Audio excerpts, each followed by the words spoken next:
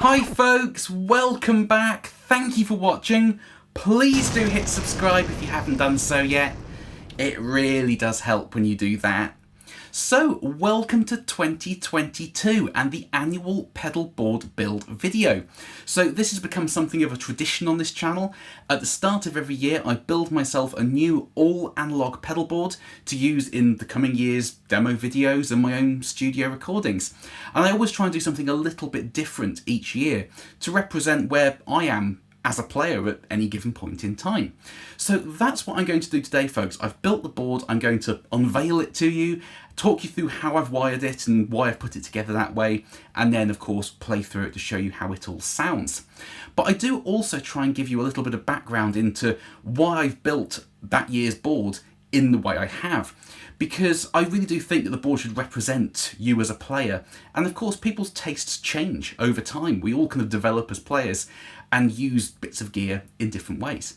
So the three things that come to mind that really changed for me last year in 2021 are: if you watched last year's pedal board build, you'll have seen that the board was so packed with pedals, and I said there was no room left at the inn, and that's as extreme as that board, the physical board, can get. It's as far as I can take the all analog concept using my particular board. And that was true, but the bigger problem that came with was every time I wanted to take a pedal off the board and put a demo pedal on, it was like doing open heart surgery because everything was so packed in. Just getting the pedal out and not bending the patch leads to the point they break, and then getting the pedal back in, and things were getting scratched because they were getting wedged into places they were kind of too big for.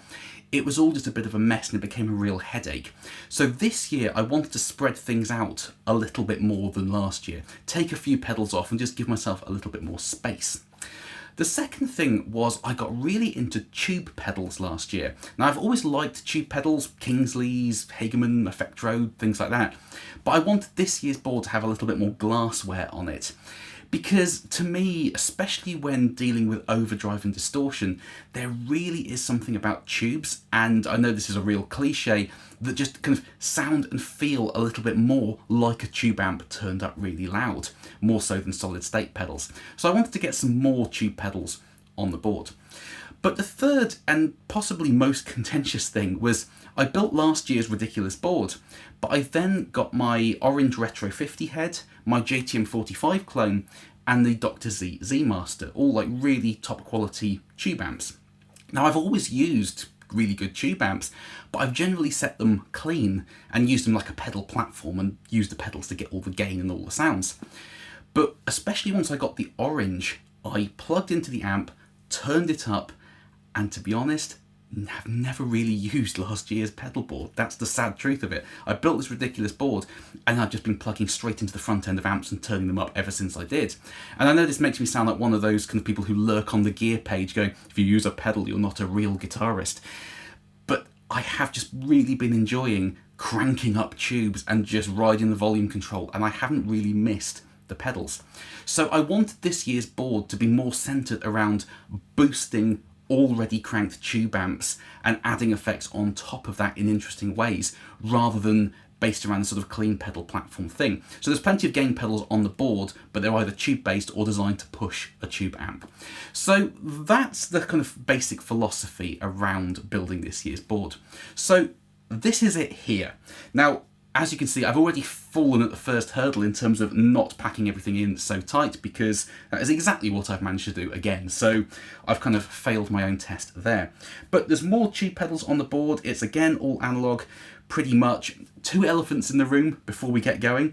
Firstly, I'm aware that two of the pedals on the board, the Effectrode Delta Trem and the Crazy Tube Circuit Cyclone Phaser, do both have tap tempo buttons, and that will involve some element of digital control circuitry.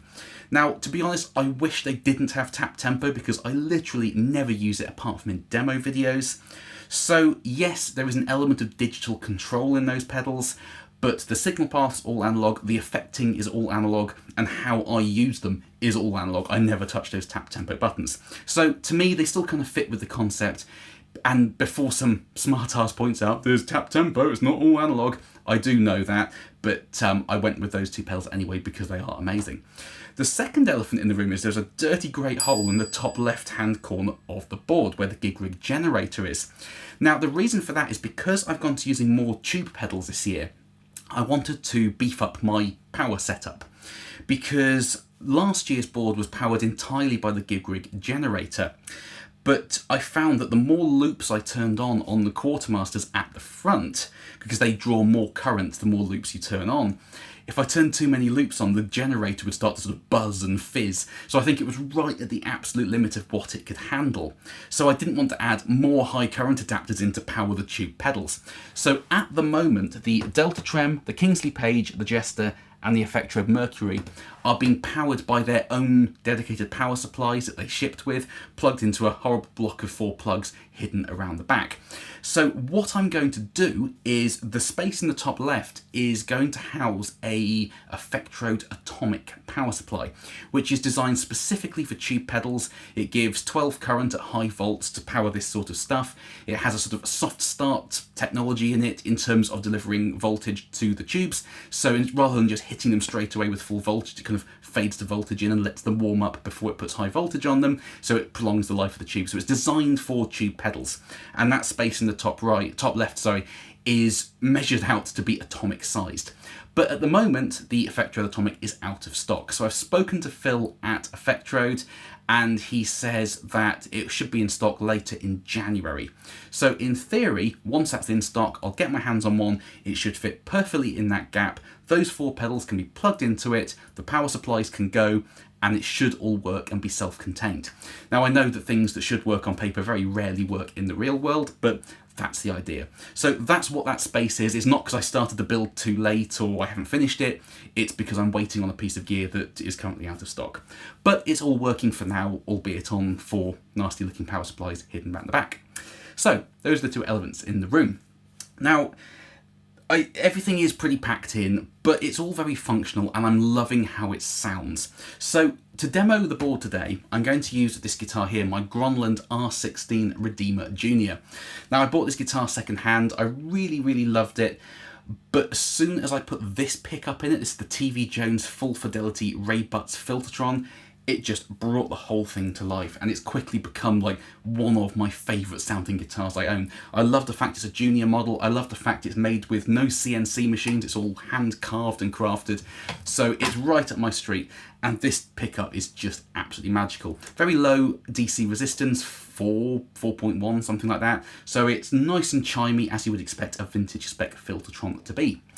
Now, in terms of the amp that I'm going to use to demo the board today, I think the one I kind of gravitated towards was my JTM45 clone.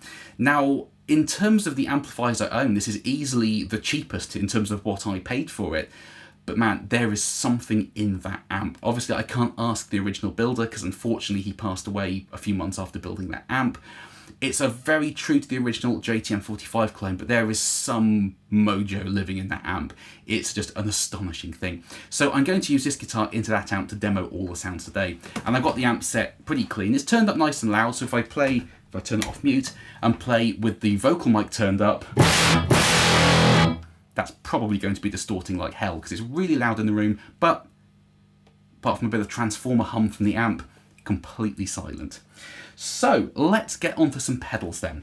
So the guitar comes into the patch bay on the left here, and the first thing it hits is the Audio Kitchen Small Trees. Now, I demoed this pedal not too long ago.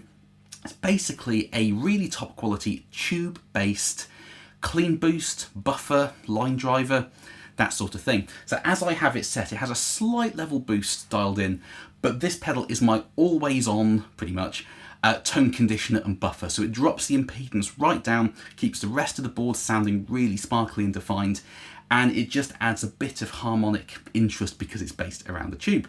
So it's always on, but you'll notice the foot switch is perfectly in line with the fuzz loop. So if I want to use a traditional fuzz, I can turn it off with one stomp, and because you don't want a buffer before a traditional fuzz or Rangemaster treble booster. So I'll show you what the guitar sounds like with the small trees turned off, and then kick it in. You should be able to hear that kind of sparkly fairy dust appear up the top.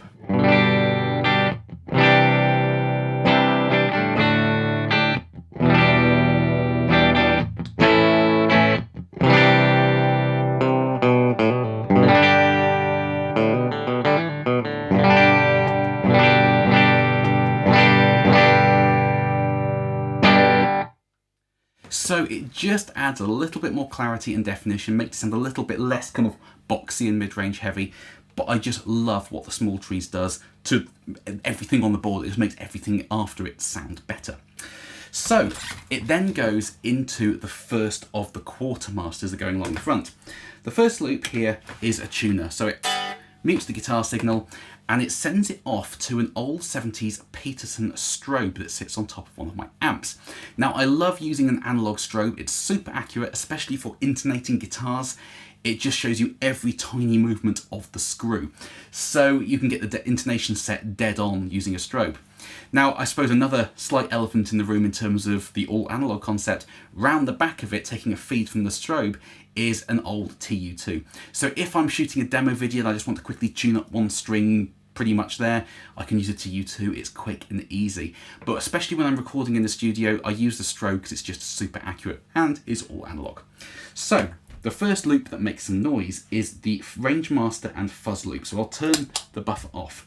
And the first pedal in line is the Williams Audio Golden Ranger, a super accurate Rangemaster treble booster replica based around a Yellow Jacket Mullard OC44 transistor, I think it is. So what the original Rangemasters would have had in them. Now, going into a clean amp, it won't necessarily sound at its best. It'll sound better later when I'm stacking it into another gain stage, but it's just a really fantastic Rangemaster.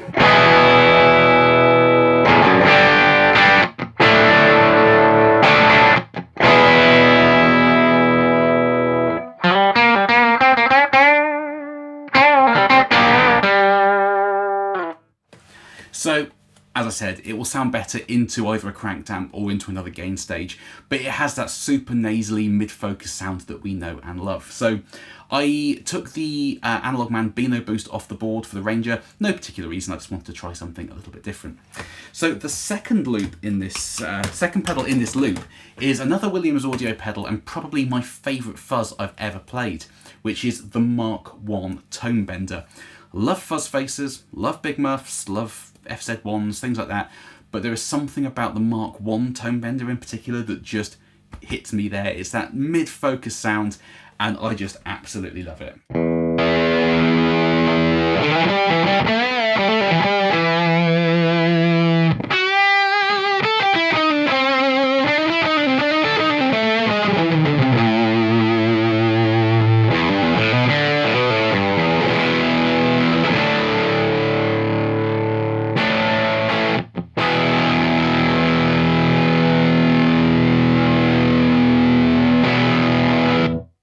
So really raspy. It can get pretty uncontrollable when you have the amp cranked and the attack on the pedal cranked up, but just ride the volume control and just sort of ride that edge of the wave where it's just about to go crazy, but you're just about hanging on to it. Tonebenders are so fun, so I love that pedal there. Now the final pedal in this loop is the Analog.Man Sunface, and this is the NKT Red Dot Germanium Transistor version. So it's as close as, at the time, you can't buy these anymore with the NKTs in, it was as close as I could get to an old NKT 275 Germanium fuzz face. But, you know, Analog.Man, well known for his sort of deep knowledge of fuzzers, and this is just a really, really special.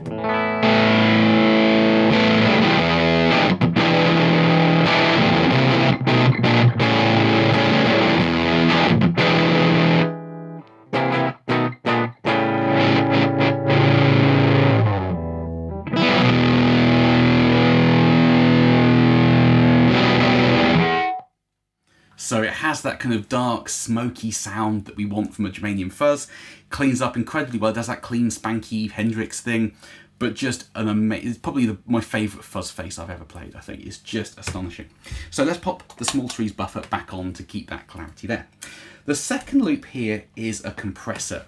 Now, I always used to use this here, the Effectrode PC2A tube compressor, and to be honest, if I could have, I probably would have still used that because it's just a magic sounding compressor. But for compressors to really work for me, I love parallel compression, having the dry signal blended in underneath or on top of the compressed sound, so you get that kind of smooth compression, but you keep your transient, so it doesn't feel super squashed down. Now, the way I was solving that before was running the PC2A in the loop of a gig rig wet box, so I could blend the dry signal back in. The Kali 76 is an 1176 style compressor, but it has the dry blend on the top left. So I can do that parallel compression without having a second box on the board. I can free up more room for another pedal. So I'm trying this as an experiment. It's a really nice sounding compressor. And as you can see on the top left, I've got the dry signal kind of 50-50 with the compressed signal. So it is actually compressing things quite a lot. But as you'll hear, you still get those kind of spiky transients. The way I set it is that when I hit big chords, turning the compressor on and off, you can't really hear a difference. But then when the notes decay or you're playing quieter, you can really hear the volume bump that's the compressor doing its magic.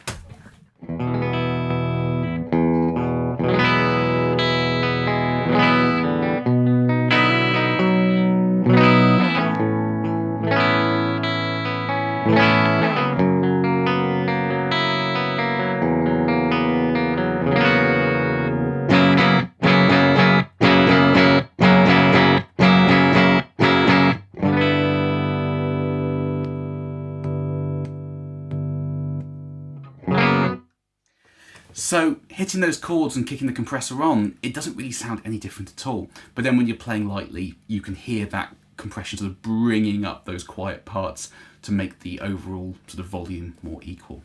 Now, after this in line, I do have the Lightning Boy Audio 2020 instrument transformer. Now, I had this on the board last year, and to be honest, it does very, very little to the sound. However, it's designed to kind of add a little bit more sort of transformer saturation that you would get from a piece of outboard studio gear. And out of all the pedals on the board, that pedal in particular is one that kind of models a piece of studio gear. So it felt right to use it in this loop, but also there are some bigger box, much higher money versions of the Kali 76 that have transformers on the output. So running this after it, I suppose in my strange mind, it kind of got me one step closer to those much bigger money compressors that I can't afford. So the Kali 76 is running through that transformer on the output. As I said, it does nothing really. It adds a tiny bit of something, but we're talking a fraction of a percentage difference. But I had space for it. It didn't require any power, so it's just there. The next loop here is the Hudson Broadcast, and this is another thing that has changed from last year's board. When it comes to modulation pedals, I always have run my modulations into my overdrives. So this was the modulation loop last year. But I have got more into the sound of having modulations after overdrives for that sort of very obviously affected sound. The reason I like having modulations before the overdrive is it kind of embeds itself in and it's a bit more subtle. Having it after is more obvious. But I've actually grown to quite like that. I wanted to give myself the option. So I now have some gain pedals before the modulations, but then gain pedals after, so I have the choice of both. So the first gain pedal is the Hudson Broadcast. Amazing sort of handmade in the UK thing, designed to emulate old consoles for that sort of Beatles Revolution type sound. But as I have it set, it's kind of doing more of a fuzz thing, to be honest. That sort of fat, smoky, sort of warm, overloaded transistor fuzz sound.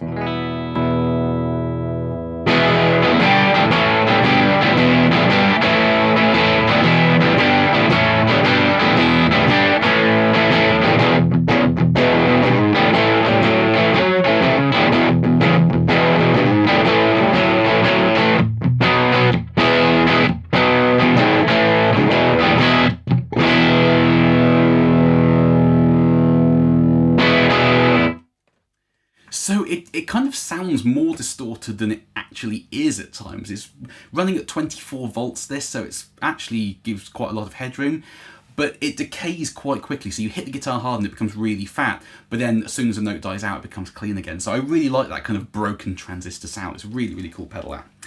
Next up is the old Analog.Man King of Tone. This is running at 12 volts for a little bit of increased headroom and punch. Now I run my King of Tone as two clean boosts always stacked together, and it kind of thins the low end out, but it's great as a boost either into an amp or into one of the tube pedals. So it always has a place on my board. This, I really like it. I know people love to hate it mainly because of the waiting list, which is over 3 years now, which is kind of getting a bit silly, but it's just a really great boost pedal.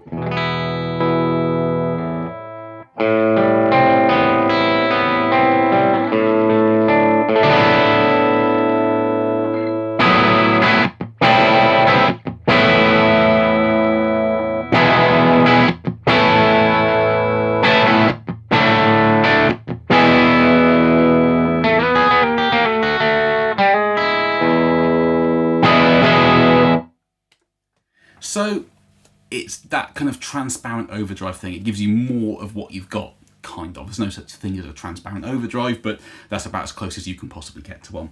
So I really, really like having that on the board. It's great for boosting an already cooking amp, as I was saying in the intro. Now, the two modulation loops. So the first one here has both a phaser and a flanger in it. Now the phaser I use is the Skreddy Little Miss Sunshine, which is a kind of MXR Phase 90 type thing, but it uses photocells to do the phasing. So it's kind of a hybrid between a Phase 90 and something like a Univibe. So as you turn the speed up, it has that sort of thick, throbby whoop, whoop, whoop in the low end of the Univibe. But turned down, it just gives you a really high headroom Phase 90 type sound. So I'll put the compressor back on just because we're going to do some clean sounds here, but this is the phaser.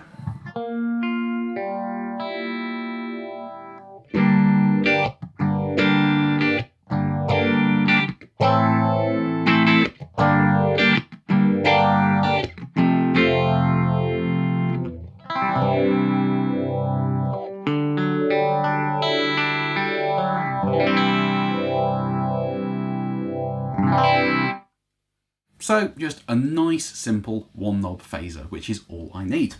The second pedal in this loop here is the Retro Sonic Flanger, which is the 18 volt electric mistress in a box type thing. Now this is the new sort of brighter version. The first video I ever made with one of these pedals was like the initial run, and it was a little bit kind of more filtered in the top end to get rid of some of the noise, but as you hear, there is barely any noise there, apart from a dog barking downstairs. So this is the new, brighter version, so it really does nail the sound of my original Mistress. It has that sort of watery, top-end thing that we all know and love.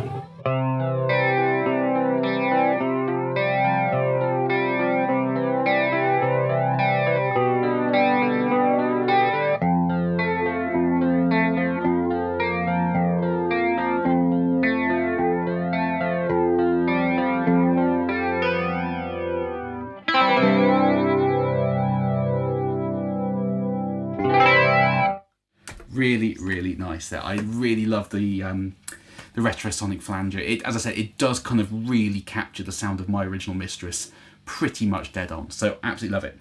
Now the next loop here has my two kind of more wobbly effects in it. The first is a chorus pedal, and I use the Analog.Man Mini Chorus, which is running at 15 volts, sorry, which is kind of the optimum voltage for the chip it has in it. It's based on an old EHX small clone, and it just does a basic but lovely, lush sounding chorus.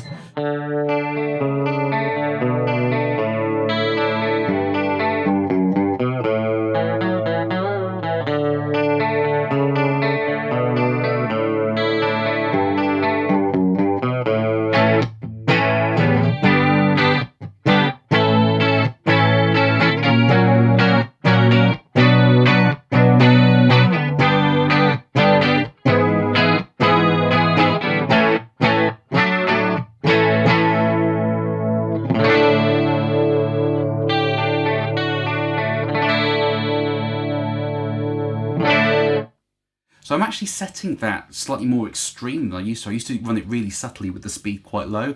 I'm really loving those kind of wobbly down by the seaside sounds nowadays. So I'm getting much more into my cheesy 80s guitar sounds. Now the second pedal in this loop here is the Origin Effects Magma 57.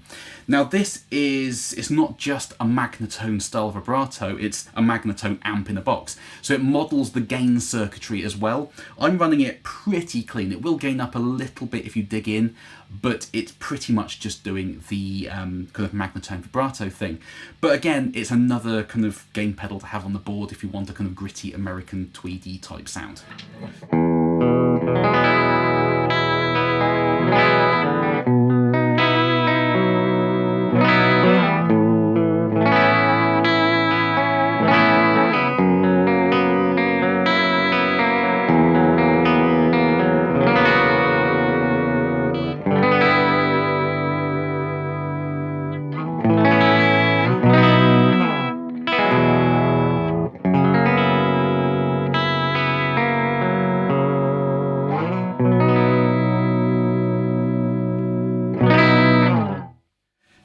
just a really lovely throb to everything there.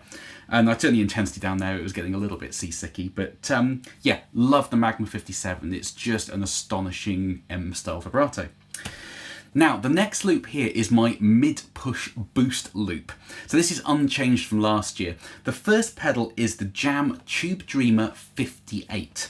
Now this is basically a vintage spec 808 tube screamer, but it has asymmetrical clipping in it. So it's kind of a hybrid between an old 808 and something like the Boss OD1, which had asymmetrical clipping.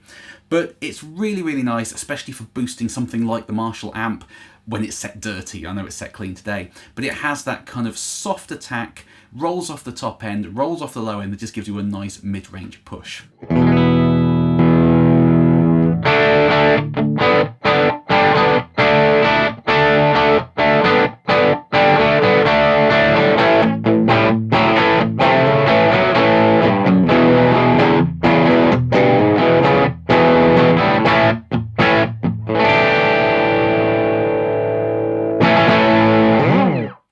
So a very classic overdrive sound there.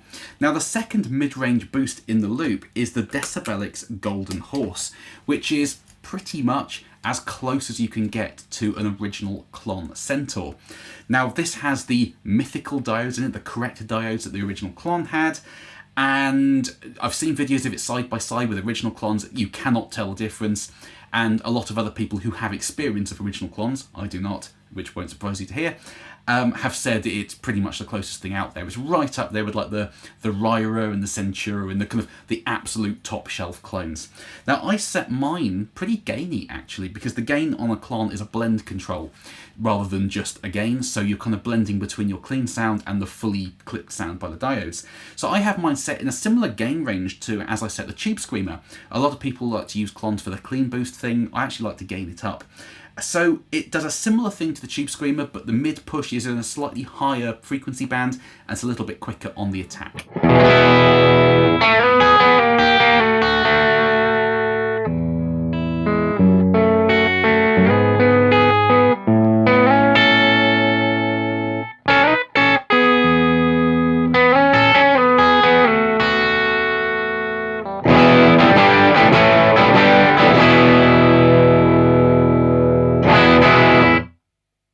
So just a really great sounding pedal, that.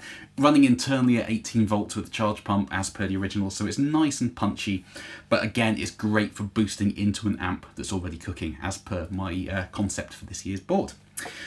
Right, let's move on to some tube pedals. The first pedal I have here is the Effectrode Mercury, which is a tube-based fuzz. So it uses a combination of a tube and some, I think, crystal diodes or something to create the saturation. But it's based around like an old sub-miniature military tube.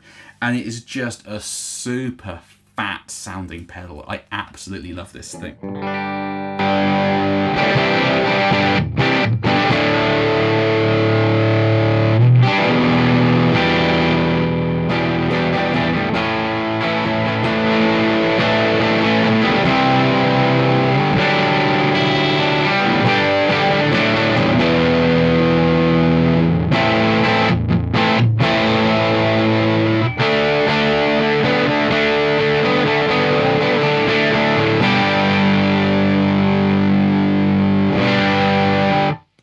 So it's almost like a tube fuzz face, kind of, but it's very different to the Analog.Man.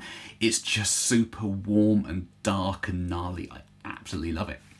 Now, the Kingsley Jester. Two sides to this. I mainly used the overdrive side, and I set this is probably the most gainy thing on the entire board, apart from the Mercury fuzz. So this is kind of my lead sound if I'm running it into a clean amp. So this is my kind of get out of jail free card if I'm wanting to do a video and all of a sudden I wish the amp was cranked, but it's not. This gives me that sort of tube, sort of medium gain, verging on distortion type thing.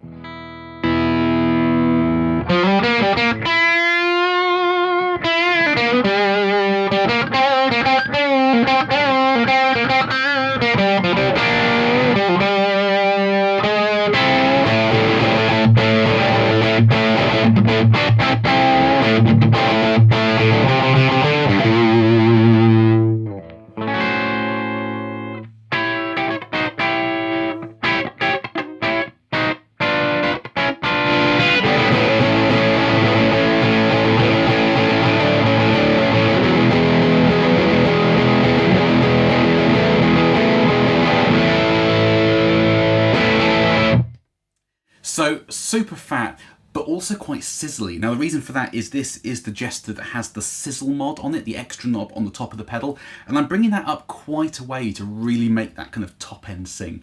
So, you know, I can dial that out if I want to, but it's really nice to have that there. Now there is the second side, which is the boost. I'm running this in the kind of full frequency boost range. It can be really nice on its own, but I mainly use it to stack into an amp that's on the edge of breakup or into something like the Kingsley Page in a minute.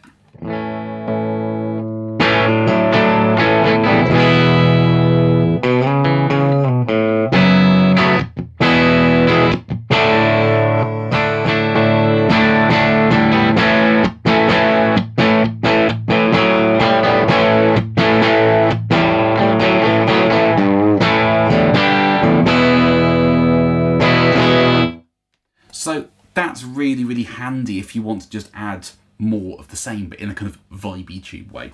Really, really love the Jester. A demo of that went up probably a few days ago if you're watching this on release day. Just, I think it's possibly my favourite overdrive pedal, my current favourite anyway. It's just amazing. And that took over from the Kingsley Page as being my tube overdrive pedal of choice. Simon Jarrett just does astonishing work. So that's the Jester, and now moving on to the Page. Now the Page is kind of designed to be a boost, so it would make a little bit more sense to put it before the Jester. But I'm running it after, mainly because I like using the boost of the Jester to go into the Page. So stacking them together in that way works better for me. So you can have the gain of the Jester and the gain of the Page with the boost in the middle. I can kind of stack the boost in or after either. So, you know, it might have made more sense to put it the other way, but this one just kind of worked for me. So the Page, just a sort of quite a middly, fat tube boost pedal, but just one of the most amazing pedals I've ever played.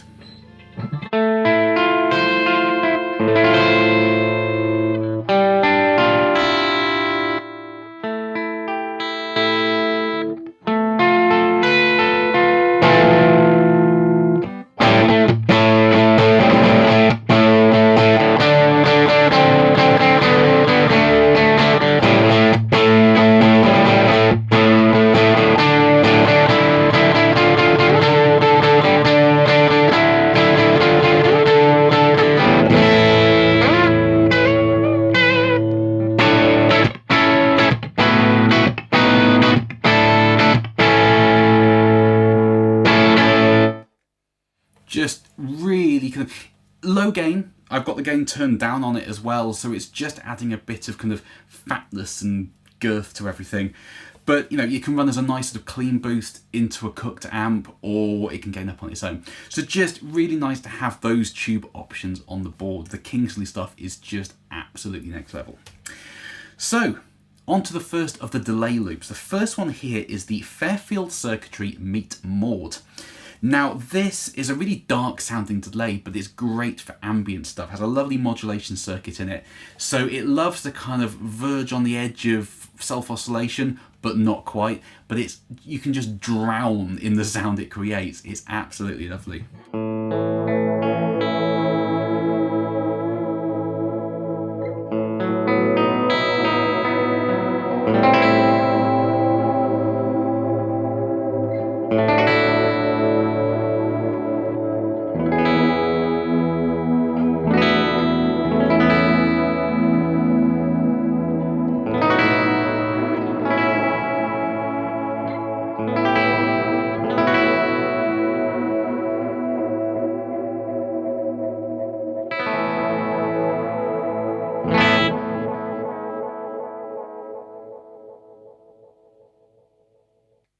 So it's one of those tools that I love layering in the background of tracks that I record.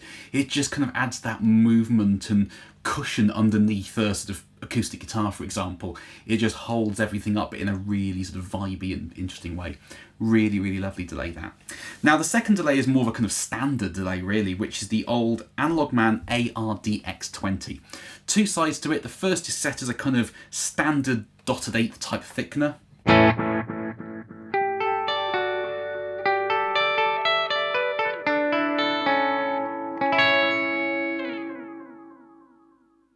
That sort of thing.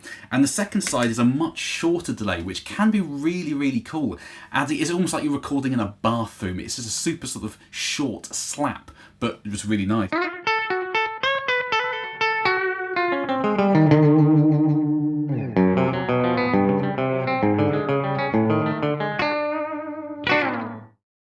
So it's really, really nice. It is like kind of you're in a tiled room.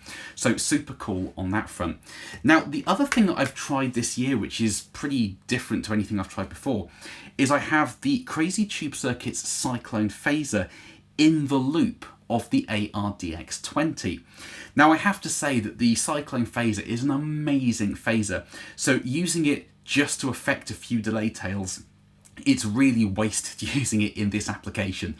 But this is one of those pedals that I kind of see throughout this year rotating quite a lot, because basically what it does is it doesn't, having it in the loop of the ARDX20, it doesn't affect your clean guitar sound, just the tails. So you can add some movement to the tails in an analog way. So it's really, really cool. And I was trying using the Past Effects chorus ensemble in there, which is great having the chorusing on the repeats. It really does sound like a sort of tape delay type thing. But of course that has the CE1 preamp in it, and the tails were distorting the preamp, and it was really hard to balance it out because of course as you turn the repeats up, or the level of the repeats up, it drives the preamp more. You turn the preamp down on the pedal, it drops the level of the repeats, and balancing it out cleanly was really difficult. So this is probably going to change next week, but I have it in the loop. So if I turn it off and just give you a skank on the delay, you can hear it's pretty kind of clean and flat.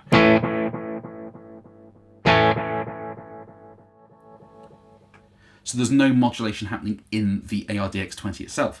Turn the phaser on, the mix is turned down really low, so it's not doing too much. It just adds a tiny bit of subtle movement to the repeats.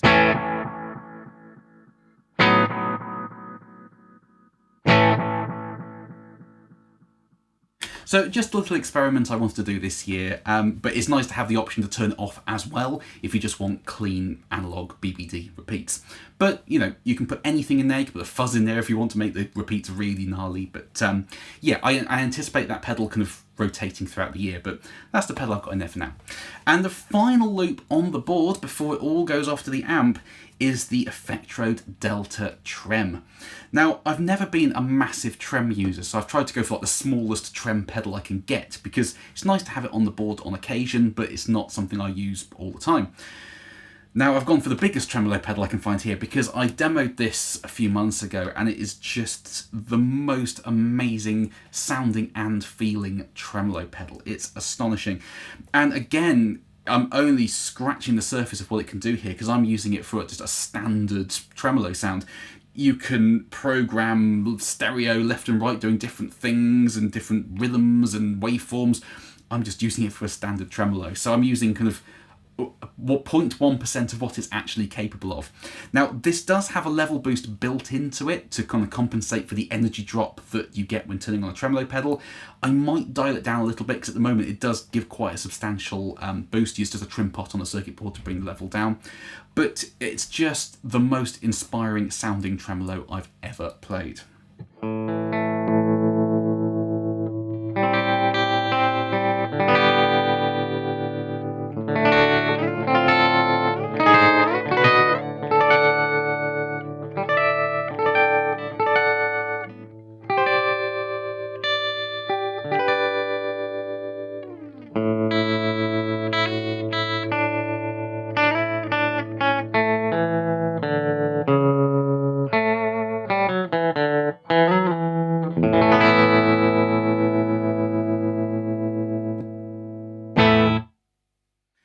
Just something else you can get lost in. As you can hear, that level boost is quite extreme, so I think I might dial that down a little bit later on. But that's basically what the board is, folks. After that, it comes out the last quartermaster, goes into the Sir buffer, which drops down any impedance that might have crept in from any of the pedals on the board before it goes off to the amp, again to keep it sparkly and defined, and also gives me a second isolated output that's phase reversible. So I'm just using the one output on the patch bay today, but there is a second if I want to run 2 amps at the same time. You can flip the phase to make sure they're matched, and it's super easy to do. So that functionality is there, even though I'm not using it now. So that is the board, folk. I'm super happy with it. I think there's still some dialing in to be done. I really like the sounds I've got today, but I think these are all subject to change as well. They never stay the same from one day to the next. So depending on what video I'm doing or what recording I'm doing, I'm just, you know, tweaking everything all the time. But that's kind of as I dialed it in as a sort of basic run through of the board. So to finish off, folks, I'm just going to start hitting some buttons, layering up some sounds, and just get creative with stacking things together and see what sounds we can create. So this could get messy, but it could be really beautiful as well. So we shall see. Knowing me, it'll be messy. So without further ado, let's make some noise.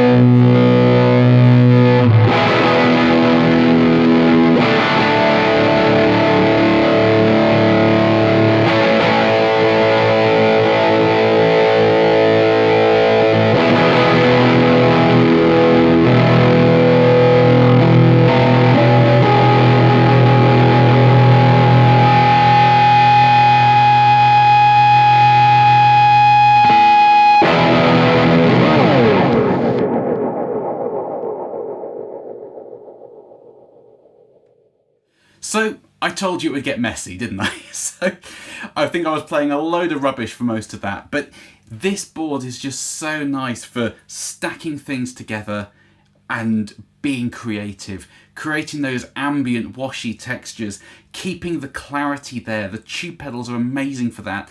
Dynamic range, bite, sizzle, all of the good stuff. It's just there in this board. Having all these pedals in the looper keeps the signal as clean as it can be at all times. But even when you stack loads of things together, you can still hear what the guitar is doing. So I've deliberately dialed things in, so especially with something like the Maude delay, you can create that huge wash, but you can still play over the top of it, and it just works. It doesn't get in the way too much, or more than you want it to. So I'm dead happy with this board. I think it's much more to my tastes where they are at this point in time, and I'm looking forward to using it hopefully a lot more than I used the 2021 board. So please do comment underneath, folks. Let me know what you think of this board. I know it's over the top. I know there's a couple of elements of digital control circuitry in the pedal, so you don't need to comment and tell me that. I know that. But just let me know what you think. Did you like the sounds today? Would you have done it in a different way? You know, do you like the all analog pedal board concept, or do you prefer using digital stuff? Do you like MIDI switches? All that sort of stuff. I love chatting nerdy guitar stuff with you folks down in the comment sections. So thank you for watching, folks. I hope this video was interesting and useful for you and didn't give you as much of a headache sitting in front of an amp for an hour and a bit as it's given me. But yeah, I love chatting with you in the comment section, so let me know your thoughts. I hope you all had fantastic New Year's. Here's to hopefully a slightly better and healthier 2022 than the last 2 years have been. And I will see you very, very soon for another normal video. Bye-bye.